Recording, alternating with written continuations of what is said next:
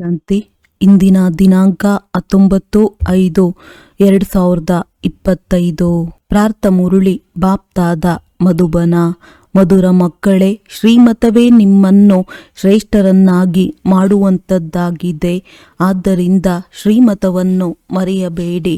ತಮ್ಮ ಮತವನ್ನು ಬಿಟ್ಟು ಒಬ್ಬ ತಂದೆಯ ಮತದಂತೆ ನಡೆಯಿರಿ. ಪ್ರಶ್ನೆ: ಪುಣ್ಯಾತ್ಮರಾಗುವ ಯುಕ್ತಿ ಏನಾಗಿದೆ? ಉತ್ತರ: ಪುಣ್ಯಾತ್ಮರಾಗಬೇಕೆಂದರೆ ಸತ್ಯ ಹೃದಯದಿಂದ ಪ್ರೀತಿಯಿಂದ ಒಬ್ಬ ತಂದೆಯನ್ನು ನೆನಪು ಮಾಡಿ. ಕರ್ಮೇಂದ್ರಿಯಗಳಿಂದ ಯಾವುದೇ ವಿಕರ್ಮ ಮಾಡಬೇಡಿ. ಎಲ್ಲರಿಗೆ ಮಾರ್ಗವನ್ನು ತಿಳಿಸಿ. ತಮ್ಮ ಹೃದಯವನ್ನು ಕೇಳಿಕೊಳ್ಳಿ. ಈ ಪುಣ್ಯದ ಕಾರ್ಯವನ್ನು ನಾವು ಎಷ್ಟು ಮಾಡುತ್ತೇವೆ? ತಮ್ಮ ಪರಿಶೀಲನೆ ಮಾಡಿಕೊಳ್ಳಿ. 100 ಪಟ್ಟು ಶಿಕ್ಷೆಯನ್ನು ಅನುಭವಿಸುವಂತಹ ಯಾವುದೇ ಕರ್ಮವಾಗಬಾರದು. ಹೀಗೆ ಪರಿಶೀಲನೆ ಮಾಡಿಕೊಳ್ಳುವುದರಿಂದ ಪುಣ್ಯಾತ್ಮರಾಗಿ ಬಿಡುತ್ತೀರಿ. ಓಂ ಶಾಂತಿ. ಆತ್ಮಿಕ ತಂದೆಯು ಮಕ್ಕಳಿಗೆ ತಿಳಿಸುತ್ತಾರೆ, ಮಕ್ಕಳಿಗಿದು ತಿಳಿದಿದೆ. ನಾವೀಗ ಶಿವತಂದೆಯ ಮತದಂತೆ ನಡೆಯುತ್ತಿದ್ದೇವೆ. ಅವರದ್ದು ಸರ್ವಶ್ರೇಷ್ಠ ಮತವಾಗಿದೆ. ಸರ್ವಶ್ರೇಷ್ಠ ಶಿವತಂದೆಯು ಹೇಗೆ ಮಕ್ಕಳನ್ನು ಶ್ರೇಷ್ಠ ಮತವನ್ನು ಕೊಡುತ್ತಾರೆಂಬುದನ್ನು ಪ್ರಪಂಚದವರು ತಿಳಿದುಕೊಂಡಿಲ್ಲ. ಈ ರಾವಣ ರಾಜ್ಯದಲ್ಲಿ ಯಾವುದೇ ಮನುಷ್ಯ ಮಾತ್ರರು ಮನುಷ್ಯರಿಗೆ ಶ್ರೇಷ್ಠ ಮತವನ್ನು ಕೊಡಲು ಸಾಧ್ಯವಿಲ್ಲ. ನೀವೀಗ ಈಶ್ವರೀಯ ಮತದವರಾಗಿದ್ದೀರಿ. ಈ ಸಮಯದಲ್ಲಿ ನೀವು ಮಕ್ಕಳಿಗೆ ಪತಿತರಿಂದ ಪಾವನರಾಗುವುದಕ್ಕೆ ಈಶ್ವರೀಯ ಮತವು ಸಿಗುತ್ತದೆ. ಈಗ ನಿಮಗೆ ಅರ್ಥವಾಗಿದೆ, ನಾವು ವಿಶ್ವದ ಮಾಲೀಕರಾಗಿದ್ದೆವು. ಈ ಬ್ರಹ್ಮರವರು ಯಾರು ಮಾಲೀಕನಾಗಿದ್ದರೋ ಅವರಿಗೂ ಸಹ ತಿಳಿದಿರಲಿಲ್ಲ. ವಿಶ್ವದ ಮಾಲೀಕರೇ ನಂತರ ಒಮ್ಮೆಲೆ ಪತಿತರಾಗಿ ಬಿಡುತ್ತಾರೆ. ಈ ಆಟವು ಬಹಳ ಚೆನ್ನಾಗಿ ಬುದ್ಧಿಯಿಂದ ತಿಳಿದುಕೊಳ್ಳುವಂಥದ್ದಾಗಿದೆ. ಸರಿ ತಪ್ಪು ಯಾವುದಾಗಿದೆ? ಇದರಲ್ಲಿ ಬುದ್ಧಿಯ ಯುದ್ಧವಾಗಿದೆ. ಇಡೀ ಪ್ರಪಂಚವೇ ಅಸತ್ಯವಾಗಿದೆ. ಒಬ್ಬ ತಂದೆಯೇ ಸತ್ಯವಾಗಿದ್ದಾರೆ. ಅವರು ನಿಮ್ಮನ್ನು ಸತ್ಯಖಂಡದ ಮಾಲೀಕರನ್ನಾಗಿ ಮಾಡುತ್ತಾರೆ. ಅಂದ ಮೇಲೆ ಅವರ ಮತವನ್ನು ತೆಗೆದುಕೊಳ್ಳಬೇಕಲ್ಲವೇ? ತನ್ನ ಮತದಂತೆ ನಡೆಯುವುದರಿಂದ ಮೋಸ ಹೋಗುತ್ತೀರಿ. ಆದರೆ ಅವರು ಗುಪ್ತವಾಗಿದ್ದಾರೆ, ನಿರಾಕಾರನಾಗಿದ್ದಾರೆ. ಬಹಳ ಮಕ್ಕಳು ಹುಡುಗಾಟಿಕೆ ಮಾಡುತ್ತಾರೆ. ಇದು ದಾದಾರವರ ಮತವೆಂದು ತಿಳಿಯುತ್ತಾರೆ. ಮಾಯೆಯು ಶ್ರೇಷ್ಠ ಮತವನ್ನು ತೆಗೆದುಕೊಳ್ಳಲು ಬಿಡುವುದಿಲ್ಲ. ಶ್ರೀಮತದಂತೆ ನಡೆಯಬೇಕಲ್ಲವೇ? ಬಾಬಾ ತಾವೇನು ಹೇಳುವಿರೋ ಅದನ್ನು ನಾವು ಅವಶ್ಯವಾಗಿ ಪಾಲಿಸುತ್ತೇವೆ. ಆದರೆ ಯಾರೂ ಪಾಲಿಸುವುದೇ ಇಲ್ಲ. Number war ಪುರುಷಾರ್ಥದನುಸಾರ ಮತದಂತೆ ನಡೆಯುತ್ತಾರೆ. ಉಳಿದವರಂತೂ ತಮ್ಮ ಮತವನ್ನು ನಡೆಸುತ್ತಾರೆ. ತಂದೆಯು ಶ್ರೇಷ್ಠ ಮತವನ್ನು ಕೊಡಲು ಬಂದಿದ್ದಾರೆ. ಇಂತಹ ತಂದೆಯನ್ನು ಪದೇ ಪದೇ ಮರೆತು ಹೋಗುತ್ತಾರೆ. ಮಾಯೆಯು ಮತವನ್ನು ತೆಗೆದುಕೊಳ್ಳಲು ಬಿಡುವುದಿಲ್ಲ. ಶ್ರೀಮತವಂತೂ ಬಹಳ ಸಹಜವಾಗಿದೆ ಎಲ್ಲವೇ? ಪ್ರಪಂಚದಲ್ಲಿ ನಾವು ತಮೋಪ್ರಧಾನರಾಗಿದ್ದೆವು ಎಂಬ ಅರಿವು ಯಾರಿಗೂ ಇಲ್ಲ. ನನ್ನ ಮತವಂತೂ ಪ್ರಸಿದ್ಧವಾಗಿದೆ. ಶ್ರೀಮದ್ ಭಗವದ್ಗೀತೆಯನ್ನು ಈಗ ಭಗವಂತನು ತಿಳಿಸುತ್ತಾರೆ. ನಾನು 5000 ವರ್ಷಗಳ ನಂತರ ಬರುತ್ತೇನೆ. ಬಂದು ಭಾರತಕ್ಕೆ ಶ್ರೀಮತವನ್ನು ಕೊಟ್ಟು ಶ್ರೇಷ್ಠಾತಿ ಶ್ರೇಷ್ಠರನ್ನಾಗಿ ಮಾಡುತ್ತೇನೆ. ತಂದೆಯು ಸಾವಧಾನ ನೀಡುತ್ತಾರೆ, ಮಕ್ಕಳು ಶ್ರೀಮತದಂತೆ ನಡೆಯುವುದಿಲ್ಲ. ತಂದೆಯು ಪ್ರತಿನಿತ್ಯವೂ ತಿಳಿಸುತ್ತಿರುತ್ತಾರೆ, ಮಕ್ಕಳೇ ಶ್ರೀಮತದಂತೆ ನಡೆಯುವುದನ್ನು ಮರೆಯಬೇಡಿ.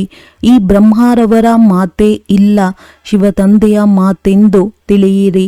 ಅವರೇ ಇವರ ಮೂಲಕ ಮತವನ್ನು ಕೊಡುತ್ತಾರೆ. ಅವರೇ ತಿಳಿಸಿಕೊಡುತ್ತಾರೆ. ಆಹಾರ ಪಾನೀಯಗಳನ್ನು ಸೇವಿಸುವುದಿಲ್ಲ.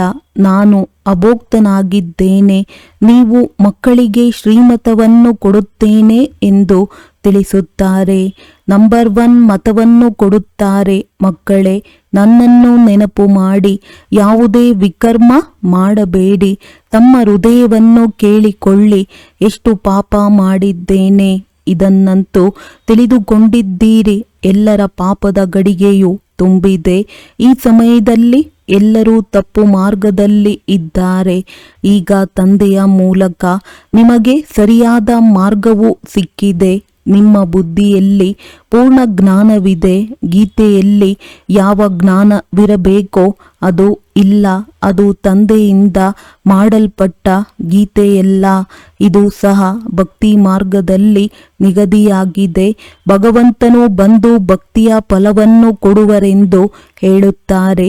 ಮಕ್ಕಳಿಗೆ ತಿಳಿಸಲಾಗಿದೆ, ಜ್ಞಾನದಿಂದ ಸದ್ಗತಿ. ಎಲ್ಲರದ್ದು ಸದ್ಗತಿಯಾಗುತ್ತದೆ, ಎಲ್ಲರದ್ದು ದುರ್ಗತಿಯಾಗುತ್ತದೆ. ಈ ಪ್ರಪಂಚವೇ ತಮೋ ಪ್ರಧಾನವಾಗಿದೆ. ಯಾರು ಸತೋ ಪ್ರಧಾನರಿಲ್ಲ.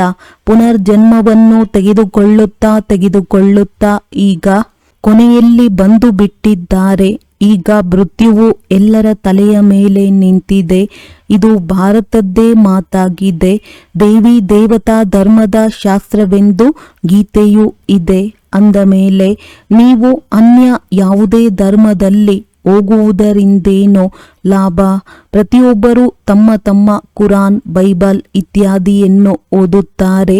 ತಮ್ಮ ಧರ್ಮವನ್ನು ತಿಳಿದುಕೊಂಡಿದ್ದಾರೆ. ಭಾರತವಾಸಿಗಳು ಮಾತ್ರವೇ ಅನ್ಯ ಎಲ್ಲ ಧರ್ಮಗಳಲ್ಲಿ ಹೊರಟು ಹೋಗುತ್ತಾರೆ. ಮತ್ತೆಲ್ಲರೂ ತಮ್ಮ ತಮ್ಮ ಧರ್ಮದಲ್ಲಿ ಸ್ಥಿರವಾಗಿ ನಿಂತಿದ್ದಾರೆ. ಪ್ರತಿಯೊಂದು ಧರ್ಮದವರ ಚೆಹರೆಯೂ ಬೇರೆಯಾಗಿರುತ್ತದೆ. ತಂದೆಯು ಸ್ಮೃತಿಗೆ ತರಿಸುತ್ತಾರೆ, ಮಕ್ಕಳೇ, ತಮ್ಮ ದೇವಿ ದೇವತಾ ಧರ್ಮವನ್ನು ಮರೆತು ಹೋಗಿದ್ದೀರಿ. ನೀವು ಸ್ವರ್ಗದ ದೇವತೆಗಳಾಗಿದ್ದೀರಿ. ಅಂಸೋ ಸೋ ಅಂನ ಅರ್ಥವನ್ನು ತಂದೆಯೇ ತಿಳಿಸುತ್ತಾರೆ. ನಾವಾತ್ಮರೇ ಪರಮಾತ್ಮನೆಂದಲ್ಲ. ಈ ಮಾತುಗಳನ್ನು ಭಕ್ತಿ ಮಾರ್ಗದ ಗುರುಗಳು ಬರೆದಿದ್ದಾರೆ. ಕೋಟ್ಯಾಂತರ ಮಂದಿ ಗುರುಗಳಿದ್ದಾರೆ. ಸ್ತ್ರೀಗೆ ನಿಮ್ಮ ಪತಿಯೇ ನಿಮ್ಮ ಗುರು, ಈಶ್ವರ ಸರ್ವಸ್ವವೆಂದು ಹೇಳುತ್ತಾರೆ. ಯಾವಾಗ ಪತಿಯೇ ಈಶ್ವರನಿಂದ ಮೇಲೆ ಮತ್ತೆ ಏ ಭಗವಂತ, ಏ ರಾಮ ಎಂದು ಏಕೆ ಹೇಳುತ್ತೀರಿ? ಮನುಷ್ಯರ ಬುದ್ಧಿಯು ಕಲ್ಲಾಗಿ ಬಿಟ್ಟಿದೆ. ಇವರು ಬ್ರಹ್ಮ ಸಹ ಹೇಳುತ್ತಾರೆ, ನಾನು ಇದೇ ರೀತಿ ಇದ್ದೆನು. ವೈಕುಂಠದ ಮಾಲೀಕ ಶ್ರೀಕೃಷ್ಣನೆಲ್ಲಿ? ಮತ್ತೆ ಅವರಿಗೆ ಗೊಲ್ಲ ಬಾಲಕನೆಂದು ಹೇಳಿರುವುದೆಲ್ಲಿ?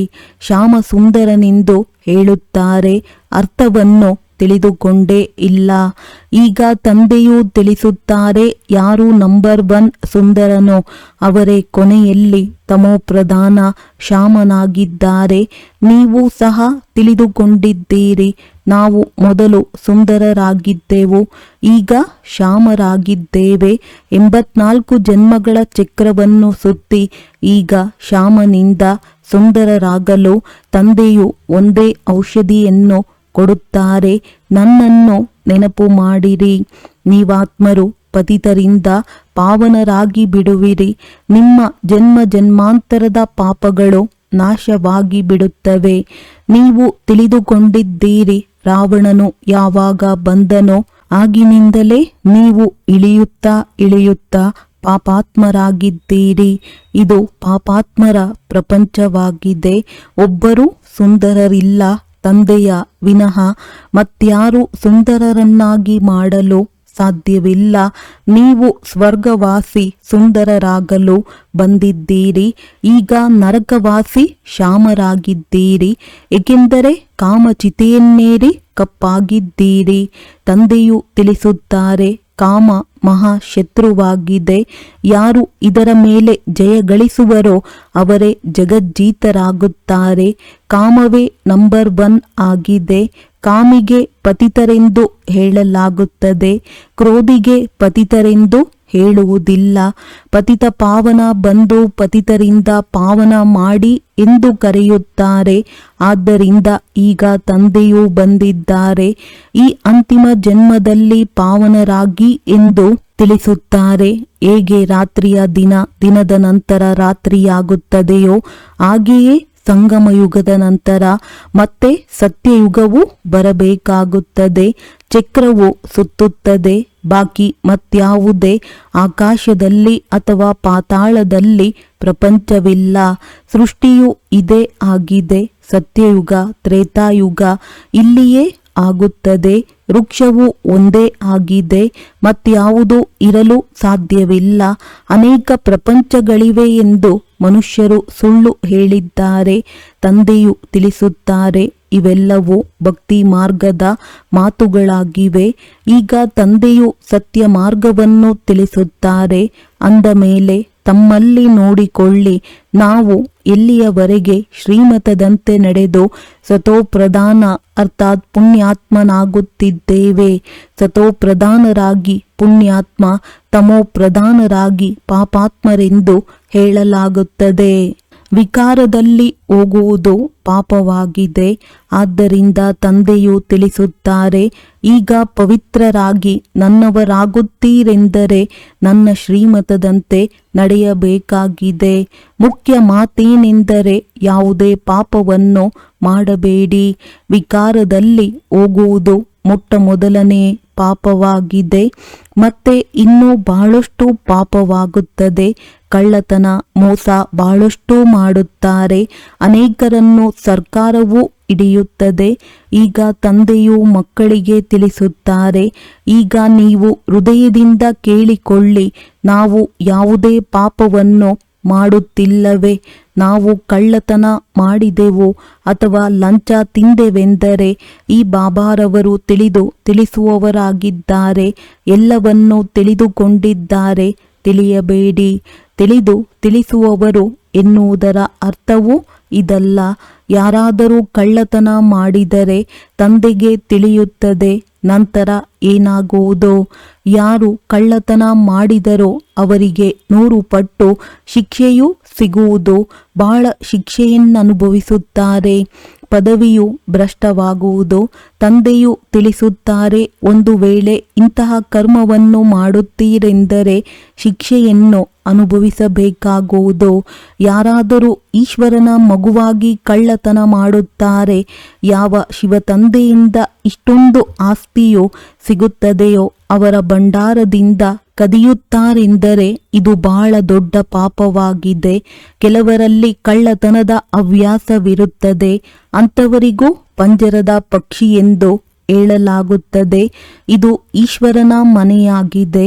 ಎಲ್ಲವೂ ಈಶ್ವರನದ್ದಾಗಿದೆ ಎಲ್ಲವೇ. ತಂದೆಯಿಂದ ಆಸ್ತಿಯನ್ನು ಪಡೆಯಲು ಈಶ್ವರನ ಮನೆಗೆ ಬರುತ್ತೀರಿ. ಆದರೆ ಕೆಲವರಿಗೆ ಈ ಹವ್ಯಾಸವಾಗಿ ಬಿಡುತ್ತದೆ. ಇದಕ್ಕೆ 100 ಪಟ್ಟು ಶಿಕ್ಷೆಯಾಗುತ್ತದೆ. ಬಹಳಷ್ಟು ಶಿಕ್ಷೆಯೂ ಸಿಗುತ್ತದೆ ಮತ್ತು ಪ್ರತಿ ಜನ್ಮದಲ್ಲಿಯೂ ಕೊಳಕು ಮನೆಯಲ್ಲಿ ಹೋಗಿ ಜನ್ಮ ಪಡೆಯುತ್ತಾರೆ. ಅಂದಾಗ ತಮ್ಮದೇ ನಷ್ಟ ಮಾಡಿಕೊಂಡಿರಲ್ಲವೇ? ಹೀಗೆ ಅನೇಕರಿದ್ದಾರೆ. ನೆನಪಿನಲ್ಲಿ ಇರುವುದೇ ಇಲ್ಲ, ಏನನ್ನೂ ಕೇಳುವುದೇ ಇಲ್ಲ. ಬುದ್ಧಿಯಲ್ಲಿ ಕಳ್ಳತನದ ಸಂಕಲ್ಪಗಳೇ ನಡೆಯುತ್ತವೆ. ಹೀಗೆ ಅನೇಕರು ಸತ್ಸಂಗದಲ್ಲಿ ಹೋಗುತ್ತಾರೆ, ಚಪ್ಪಲಿಯನ್ನು ಕಳುವು ಮಾಡಿಕೊಂಡು ಬರುತ್ತಾರೆ. ಅವರ ವ್ಯವಹಾರವೇ ಇದಾಗಿರುತ್ತದೆ. ಎಲ್ಲಿ ಸತ್ಸಂಗವಾಗುವುದೋ ಅಲ್ಲಿಗೆ ಹೋಗಿ ಚಪ್ಪಲಿಯನ್ನು ಕದ್ದುಕೊಂಡು ಬರುತ್ತಾರೆ. ಪ್ರಪಂಚವೇ ಕೊಳಕಾಗಿದೆ. ಇದಂತೂ ಈಶ್ವರನ ಮನೆಯಾಗಿದೆ. ಕಳ್ಳತನದ ಹವ್ಯಾಸವಿರುವುದು ಬಹಳ ಕೆಟ್ಟದ್ದಾಗಿದೆ. ಅಡಿಕೆ ಕದ್ದರೂ ಕಳ್ಳ, ಆನೆ ಕದ್ದರೂ ಕಳ್ಳನೆಂದು ಹೇಳಲಾಗುತ್ತದೆ. ಆದ್ದರಿಂದ ತಮ್ಮೊಳಗೆ ಕೇಳಿಕೊಳ್ಳಿ, ನಾನು ಎಷ್ಟು ಪುಣ್ಯಾತ್ಮನಾಗಿದ್ದೇನೆ. ತಂದೆಯನ್ನು ಎಷ್ಟು ನೆನಪು ಮಾಡುತ್ತೇನೆ. ಎಷ್ಟು ಸ್ವದರ್ಶನ ಚಕ್ರಧಾರಿಯಾಗುತ್ತೇನೆ. ಎಷ್ಟು ಸಮಯ ಈಶ್ವರಿಯ ಸೇವೆಯಲ್ಲಿರುತ್ತೇನೆ. ಎಷ್ಟು ಪಾಪಗಳು ತುಂಡಾಗುತ್ತಾ ಹೋಗುತ್ತಿವೆ. ಹೀಗೆ ಪ್ರತಿನಿತ್ಯವೂ ತಮ್ಮ ಲೆಕ್ಕಪತ್ರವನ್ನು ನೋಡಿಕೊಳ್ಳಿ. ಎಷ್ಟು ಪುಣ್ಯ ಮಾಡಿದೆನು, ಎಷ್ಟು ಯೋಗ ಮಾಡಿದೆನು, ಎಷ್ಟು ಮಂದಿಗೆ ಮಾರ್ಗವನ್ನು ತಿಳಿಸಿದೆನು. ಉದ್ಯೋಗ ವ್ಯವಹಾರವನ್ನು ಬಲೆ ಮಾಡಿ ನೀವು ಕರ್ಮಯೋಗಿಗಳಾಗಿದ್ದೀರಿ. ಕರ್ಮವನ್ನಂತೂ ಬಲೆ ಮಾಡಿ ತಂದೆಯು ಈ ಪದಕಗಳನ್ನು ಸಹ ಮಾಡಿಸುತ್ತಿರುತ್ತಾರೆ. ಒಳ್ಳೊಳ್ಳೆಯವರಿಗೆ ಇದರ ಬಗ್ಗೆ ತಿಳಿಸಿ. ಈ ಮಹಾಭಾರತದ ಯುದ್ಧದ ಮೂಲಕವೇ ಈ ಸ್ವರ್ಗದ ಬಾಗಿಲುಗಳು ತೆರೆಯುತ್ತಿವೆ. ಕೃಷ್ಣನ ಚಿತ್ರದಲ್ಲಿ ಕೆಳಗೆ ಬರವಣಿಗೆಯು ಬಹಳ ಚೆನ್ನಾಗಿದೆ. ಆದರೆ ಮಕ್ಕಳು ಇನ್ನೂ ಅಷ್ಟೊಂದು ವಿಶಾಲ ಬುದ್ಧಿಯವರಾಗಿಲ್ಲ. ಸ್ವಲ್ಪ ಹಣ ಸಿಕ್ಕಿದರೂ ನರ್ತಿಸತೊಡಗುತ್ತಾರೆ. ಯಾರಾದರೂ ಹೆಚ್ಚು ಹಣವಿದ್ದರೆ ನಮ್ಮ ಹಾಗೆ ಯಾರಿಗೂ ಇಲ್ಲವೆಂದು ತಿಳಿಯುತ್ತಾರೆ. ಯಾವ ಮಕ್ಕಳಿಗೆ ತಂದೆಯ ಪ್ರತಿ ಗೌರವವಿಲ್ಲವೋ ಅವರಿಗೆ ತಂದೆಯು ಯಾವ ಇಷ್ಟೊಂದು ಜ್ಞಾನ ರತ್ನಗಳ ಖಜಾನೆಯನ್ನು ಕೊಡುತ್ತಾರೆಯೋ ಅದರ ಬಗ್ಗೆಯೂ ಬೆಲೆ ಇರುವುದಿಲ್ಲ. ತಂದೆಯು ಒಂದು ಮಾತನ್ನು ಹೇಳಿದರೆ ಅವರು ಇನ್ನೊಂದು ಮಾತನಾಡುತ್ತಾರೆ. ಬೆಲೆಯಿಲ್ಲದ ಕಾರಣ ಬಹಳಷ್ಟು ಪಾಪ ಮಾಡುತ್ತಿರುತ್ತಾರೆ. ಶ್ರೀಮತದಂತೆ ನಡೆಯುವುದಿಲ್ಲ. ಇಂಥವರು ಕೆಳಗೆ ಬೀಳುತ್ತಾರೆ. ತಂದೆಯು ಹೇಳುತ್ತಾರೆ, ಇದು ಸಹ ನಾಟಕವಾಗಿದೆ. ಅವರ ಅದೃಷ್ಟದಲ್ಲಿಲ್ಲ. ತಂದೆಗೆ ಗೊತ್ತಿದೆ ಎಲ್ಲವೇ. ಬಹಳಷ್ಟು ಪಾಪಗಳನ್ನು ಮಾಡುತ್ತಾರೆ. ಒಂದು ವೇಳೆ ತಂದೆಯೇ ನಮಗೆ ಓದಿಸುತ್ತಾರೆಂದರೆ ಬಹಳ ಖುಷಿ ಇರಬೇಕು. ನಿಮಗೆ ತಿಳಿದಿದೆ, ನಾವು ಭವಿಷ್ಯ ಹೊಸ ಪ್ರಪಂಚದಲ್ಲಿ ರಾಜಕುಮಾರ ಕುಮಾರಿಯರಾಗುತ್ತೇವೆ ಅಂದಾಗ ಎಷ್ಟೊಂದು ಖುಷಿ ಇರಬೇಕು. ಆದರೆ ಮಕ್ಕಳು ಇಲ್ಲಿಯವರೆಗೂ ಸಹ ಬಾಡುತ್ತಲೇ ಇರುತ್ತಾರೆ. ಆ ಸ್ಥಿತಿಯು ಬಂದಿಲ್ಲ. ಸ್ವಯಂ ತಂದೆಯು ತಿಳಿಸುತ್ತಾರೆ, ವಿನಾಶಕ್ಕೆ ರಿಹರ್ಸಲ್ ಸಹ ಆಗುತ್ತದೆ. ಭಾರತವನ್ನು ಬಲಹೀನ ಮಾಡುತ್ತಾ ಹೋಗುತ್ತದೆ. ತಂದೆಯು ಸ್ವಯಂ ಹೇಳುತ್ತಾರೆ, ಇದೆಲ್ಲವೂ ಆಗಲೇಬೇಕಾಗಿದೆ. ಇಲ್ಲವೆಂದರೆ ವಿನಾಶವು ಹೇಗಾಗುತ್ತದೆ? ಹಿಮದ ಮಳೆ ಬೀಳುವುದು, ಆಗ ಬೆಳೆ ಇತ್ಯಾದಿಗಳೇನಾಗುವುದು? ಲಕ್ಷಾಂತರ ಮಂದಿ ಸಾವನ್ನಪ್ಪುತ್ತಾರೆ. ಇದನ್ನು ಯಾರೂ ತಿಳಿಸುವುದಿಲ್ಲ. ಆದ್ದರಿಂದ ತಂದೆಯು ಮುಖ್ಯ ಮಾತನ್ನು ತಿಳಿಸುತ್ತಾರೆ. ಮಕ್ಕಳೇ, ತಮ್ಮಲ್ಲಿ ಹೀಗೆ ಪರಿಶೀಲನೆ ಮಾಡಿಕೊಳ್ಳಿ. ನಾನು ತಂದೆಯನ್ನು ಎಷ್ಟು ನೆನಪು ಮಾಡುತ್ತೇನೆ. ಬಾಬಾ, ತಾವಂತೂ ಮಧುರರಾಗಿದ್ದೀರಿ. ತಮ್ಮದು ಚಮತ್ಕಾರವಾಗಿದೆ. ತಮ್ಮ ಆದೇಶವಾಗಿದೆ. ನನ್ನನ್ನು ನೆನಪು ಮಾಡಿದರೆ 21 ಜನ್ಮಗಳಿಗಾಗಿ ಎಂದಿಗೂ ರೋಗಿಯಾಗುವುದಿಲ್ಲ. ತಮ್ಮನ್ನು ಆತ್ಮವೆಂದು ತಿಳಿದು ತಂದೆಯನ್ನು ನೆನಪು ಮಾಡಿರಿ. ಆಗ ನಾನು ಗ್ಯಾರಂಟಿ ಕೊಡುತ್ತೇನೆ. ಸನ್ಮುಖದಲ್ಲಿ ತಂದೆಯು ನಿಮಗೆ ಹೇಳುತ್ತಾರೆ, ನೀವು ಮತ್ತೆ ಅನ್ಯರಿಗೂ ತಿಳಿಸುತ್ತೀರಿ. ತಂದೆಯು ತಿಳಿಸುತ್ತಾರೆ, ತಂದೆಯಾದ ನನ್ನನ್ನು ನೆನಪು ಮಾಡಿ, ಬಹಳ ಪ್ರೀತಿ ಮಾಡಿ. ನಿಮಗೆ ಪತಿತರಿಂದ ಪಾವನರಾಗುವ ಎಷ್ಟು ಸಹಜ ಮಾರ್ಗವನ್ನು ತಿಳಿಸುತ್ತೇನೆ. ನಾವಂತೂ ಬಹಳ ಪಾಪಾತ್ಮರಾಗಿದ್ದೇವೆಂದು ಕೆಲವರು ಹೇಳುತ್ತಾರೆ. ಒಳ್ಳೆಯದು, ಮತ್ತೆಂದೂ ಇಂತಹ ಪಾಪ ಮಾಡಬೇಡಿ. ನನ್ನನ್ನು ನೆನಪು ಮಾಡುತ್ತಾ ಇರಿ. ಆಗ ಜನ್ಮ ಜನ್ಮಾಂತರದ ಯಾವ ಪಾಪವಿದೆಯೋ ಅದು ಈ ನೆನಪಿನಿಂದ ಭಸ್ಮವಾಗುತ್ತಾ ಹೋಗುತ್ತದೆ. ನೆನಪಿನದೇ ಮುಖ್ಯ ಮಾತಾಗಿದೆ. ಇದಕ್ಕೆ ಸಹಜ ನೆನಪೆಂದು ಹೇಳಲಾಗುತ್ತದೆ. ಅಂದಾಗ ಯೋಗ ಎಂಬ ಶಬ್ದವನ್ನು ತೆಗೆದುಬಿಡಿ. ಸನ್ಯಾಸಿಗಳು ಭಿನ್ನ ಭಿನ್ನ ಪ್ರಕಾರದ ಹಠಯೋಗಗಳಿವೆ. ಅನೇಕ ಪ್ರಕಾರದಿಂದ ಕಲಿಸುತ್ತಾರೆ. ಈ ಬಾಬಾರವರು ಬ್ರಹ್ಮ ಬಹಳಷ್ಟು ಗುರುಗಳನ್ನು ಮಾಡಿಕೊಂಡಿದ್ದರಲ್ಲವೇ. ಈಗ ಬೇಅದ್ದಿನ ತಂದೆಯೂ ತಿಳಿಸುತ್ತಾರೆ, ಮಕ್ಕಳೇ, ಇದೆಲ್ಲವನ್ನು ಬಿಡಿ. ನಾನೇ ಇವರೆಲ್ಲರ ಉದ್ಧಾರ ಮಾಡಬೇಕಾಗಿದೆ. ಈ ಮಾತನ್ನು ಹೇಳಲು ಮತ್ಯಾರಿಗೂ ಶಕ್ತಿ ಇಲ್ಲ. ತಂದೆಯು ಹೇಳಿದ್ದಾರೆ, ನಾನು ಈ ಸಾಧುಗಳೆಲ್ಲರ ಉದ್ಧಾರವನ್ನು ಮಾಡುತ್ತೇನೆ. ಅಂದ ಮೇಲೆ ಇವರು ಗುರುಗಳಾಗಲು ಹೇಗೆ ಸಾಧ್ಯ? ಅಂದಾಗ ಮೂಲ ಮಾತನ್ನು ತಂದೆಯು ತಿಳಿಸುತ್ತಾರೆ. ತಮ್ಮ ಹೃದಯದಿಂದ ಕೇಳಿಕೊಳ್ಳಿ. ನಾನು ಯಾವುದೇ ಪಾಪವನ್ನು ಮಾಡುತ್ತಿಲ್ಲವೇ? ಯಾರಿಗೂ ದುಃಖವನ್ನು ಕೊಡುತ್ತಿಲ್ಲವೇ? ಇದರಲ್ಲಿ ಯಾವುದೇ ಕಷ್ಟವಿಲ್ಲ. ಆಂತರ್ಯದಲ್ಲಿ ಪರಿಶೀಲನೆ ಮಾಡಿಕೊಳ್ಳಬೇಕು. ಇಡೀ ದಿನದಲ್ಲಿ ಎಷ್ಟು ಪಾಪ ಮಾಡಿದೆನೋ, ಎಷ್ಟು ನೆನಪು ಮಾಡಿದೆನೋ. ನೆನಪಿನಿಂದಲೇ ಪಾಪಗಳು ಭಸ್ಮವಾಗುತ್ತವೆ. ಆದ್ದರಿಂದ ಪ್ರಯತ್ನ ಪಡಬೇಕು. ಇದು ಬಹಳ ಪರಿಶ್ರಮದ ಕೆಲಸವಾಗಿದೆ. ಜ್ಞಾನವನ್ನು ಕೊಡುವವರು ಒಬ್ಬರೇ ತಂದೆಯಾಗಿದ್ದಾರೆ. ತಂದೆಯೇ ಮುಕ್ತಿ ಜೀವನ್ ಮುಕ್ತಿಯ ಮಾರ್ಗವನ್ನು ತಿಳಿಸುತ್ತಾರೆ. ಒಳ್ಳೆಯದು. ಮಧುರಾತಿ ಮಧುರ ಅಗಲಿ ಹೋಗಿ ಮರಳಿ ಸಿಕ್ಕಿದ ಮಕ್ಕಳ ಪ್ರತಿ ಮಾತ್ಪಿತಾ ಬಾಪ್ ತಾದಾರವರ ನೆನಪು, ಪ್ರೀತಿ ಹಾಗೂ ಸುಪ್ರಭಾತ. ಆತ್ಮೀಯ ಮಕ್ಕಳಿಗೆ ಆತ್ಮೀಯ ತಂದೆಯ ನಮಸ್ತೆ. ಧಾರಣೆಗಾಗಿ ಮುಖ್ಯ ಸಾರ.